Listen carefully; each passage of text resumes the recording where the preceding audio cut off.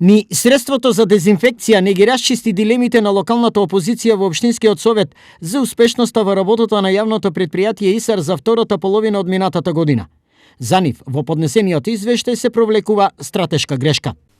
Потврдувањето од моја страна и од мислењето на повеќе граѓани е дека е направена една стратешка грешка при набавката на основни средства во јавното предпријатие ИСАР, односно да не се набават возила за изнесување на сметот, туку да се остане на старите возила, кои што се, така да кажам, веќе скоро неупотребливи, стално се расипуваат и се тоа патат граѓаните.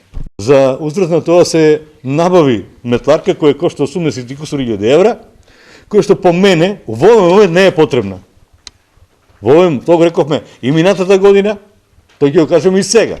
На овие забелишки, директорот на јавното предпријатие ИСАР Живко Тасев со контрааргументи. Рековме дека имаме проблеми со камионите, се надеваме тие камиони да ги добиеме во следните неколку месеци. Ќе се потрудиме околу тоа окружување, на некој начин да ги информираме, независно, можеби информацијата да биде, ако евентуално не се направи возилото, да граѓаните знаат дека тој ден нема да се исфрли ѓубрето.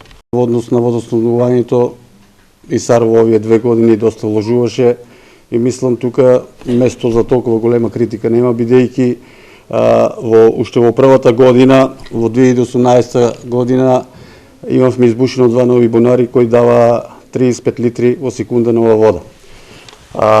Да ве запознавам и вас, и граѓаните, ако не беа избушени тие нови 2 бунари, сигурно ќе имаме рестрикции. На денешната седница на Општинскиот совет се разгледаа годишните извештаи за работа на деветолетките и средните училишта во градот, извештаите за работа на јавните предпријатија, како и повеќе предлог одлуки од областа на урбанизмот.